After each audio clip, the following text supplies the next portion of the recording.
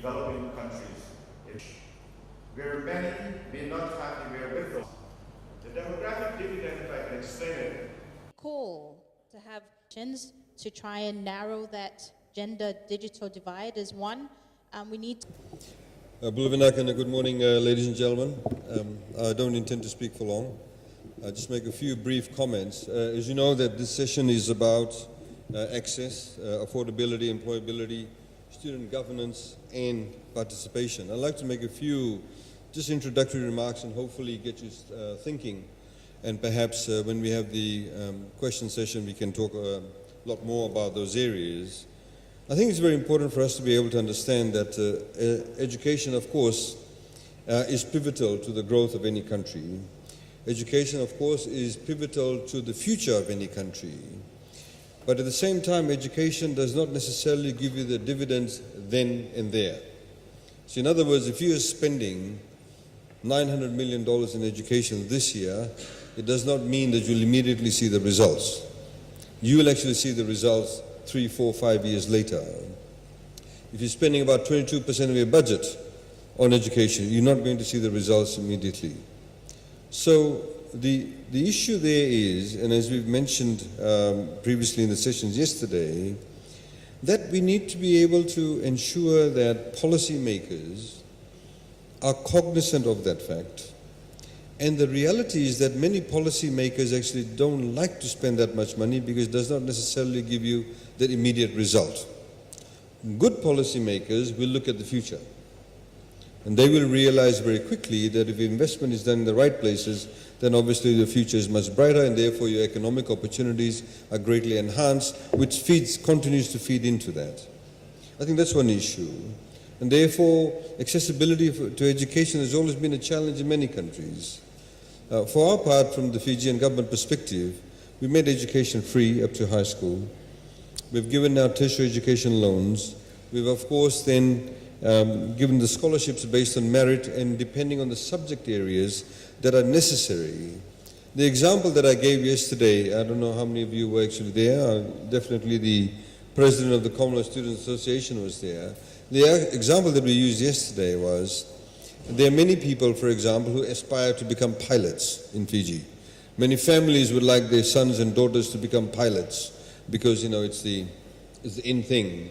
It's pretty cool to be a pilot. But of course, not everybody can become a pilot. To do a pilot course costs over $100,000 a year. So there's obviously limitation of resources too. So what we have come up with is that we now offer only loans for that, tertiary education loans, and the number of loans available or positions available for students to become pilots or do the pilot course is actually assessed by Fiji Airways, which is the national carrier. So if Fiji Airways says, look, we have the capacity to take 5 pilots next year, if the course is for 1 year or 18 months, or we have the capacity to take 15 or 20, only then that many courses will be made available, or loans will be made available to do the pilot's course. Now, of course, to be a pilot is not always only about getting the best marks. You can have the best marks, but you may be terrible when there's a fire in the cockpit, or there's a fire outside the door of the cockpit. How do you psychologically handle it? Are you psychologically attuned to be able to handle that kind of stress? You may have good marks, but you may not necessarily have good vision that you require to be a pilot. So all those what we call extraneous factors feed into that decision making. But the reason why that number of positions are only available because we know by spending a high level of money, you will actually get a return because these people will actually get employed. And the fact is, once they get employed, they also not only contribute to their own livelihoods, but also contribute to the country because we are less dependent eventually on expatriate pilots to fly the planes for our national carrier. So that type of rationalization does need to take place, in particular in some of the courses. Now, the other thing I think that is very important just to highlight, of course, student voices are very, very critical in respect of the development of the education sector, but generally the development in the country. So in Fiji's case, we started 2 years ago. Whenever we have budgets, we have public consultations. So we now have specific consultations for the national budget. So we've been, for example, in this hall for the past 2 years prior to the budgets. So we go around the countryside, we've been to all the university campuses, we get to hear from the students, we get to hear from young people, what are their aspirations? What are the things that keep them awake at night? What are the things that they want for the future? And we also at the same time are able to create that awareness or educate them regarding things like finance, about balancing the different competing needs and how we can actually then place policies that will actually not only enhance the education sector, but other sectors that actually feed into the education sector. I think the other point that is very critical, of course, is highlighted by the VC. Fiji, like many other developing countries, has a much younger population base. The latest census shows that the median age is 27, so 50% of the population of Fiji is below the age of 27. 69.4% is below the age of 40. So we have a very young population. Government, of course, has put in place various measures. For example, the retirement of civil servants at the age of 55, because we want more young people within the civil service, more young people to be able to occupy positions. The other point I think that is very important also is that traditionally we should not only be looking at ourselves as students, as graduates, as job seekers. You also need to be job creators. Because a lot of people think the moment you finish university, you should go and work for somebody. No, you can actually create your own business. So for example, this year we've started a new program called YES in Fiji, which is an acronym for Youth Entrepreneurship Scheme. If you have come up with an idea, a good business plan, we actually give you a grant of $20,000. That assessment is carried out by the private sector, it's not done by government. They make the recommendation and the grant is then given. The idea is to instill or engender a way of thinking that you as young people should also become job creators yourselves. And in fact, many successful stories in many countries can be, demonstrative of that.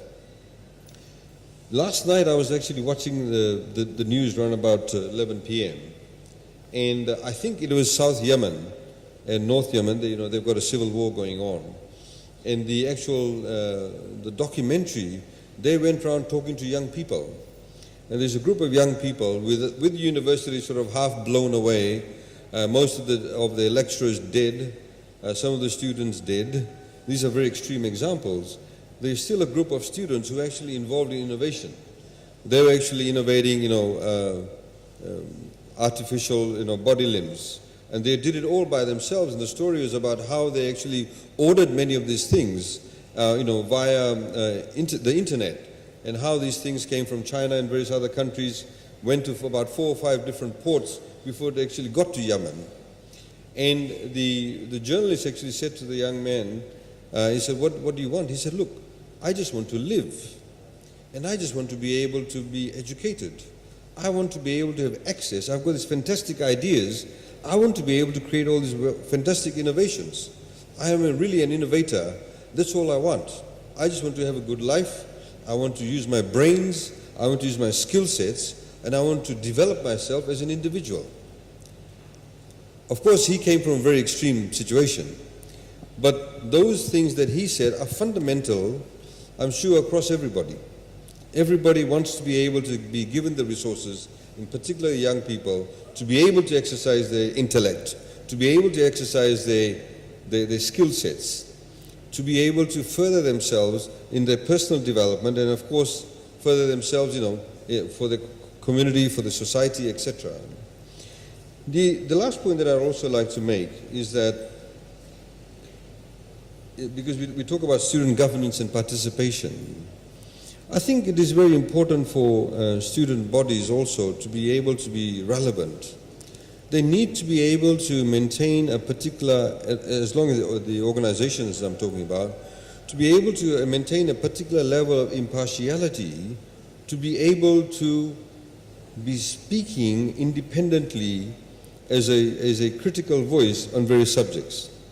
the moment the impartiality is compromised of any student organization, your ability to be able to speak on a whole range of issues will be compromised. And I think that's very important to understand. And because then you can become truly a voice, an independent voice, and a critique indeed of policies or various issues taking place in your own country, or indeed even within the education sector. That I think is very, very important. A lot of people talk about, of course, SDG 4. I just want to highlight to you what exactly SDG 4 is. SDG 4 says, ensure inclusive and equitable quality education and promote lifelong learning opportunities for all.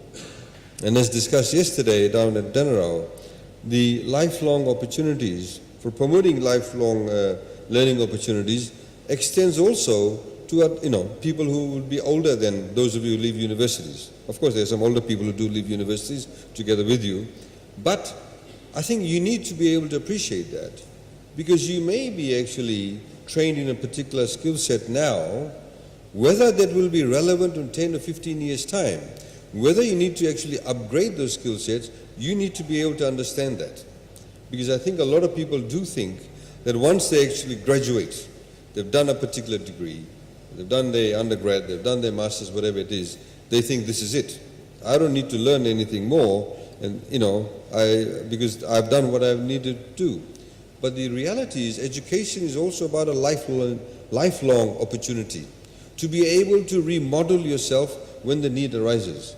To be able to reconfigure yourself, to be able to be responsive to technology, to changes in society, to demographic changes. All of that is very, very critical.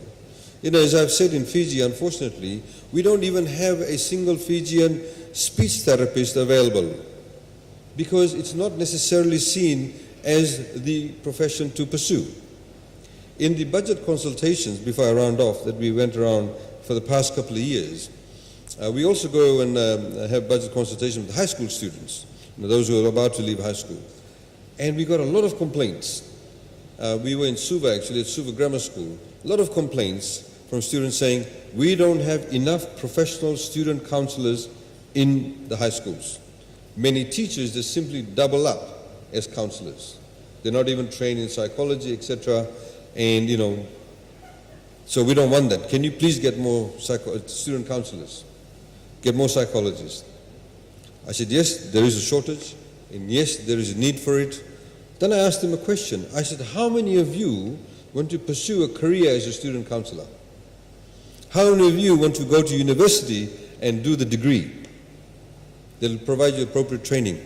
Not a single person put up their hand. It's because of the value systems that we have, that you're taught by your families, by society, because it's not necessarily cool to be a student counselor.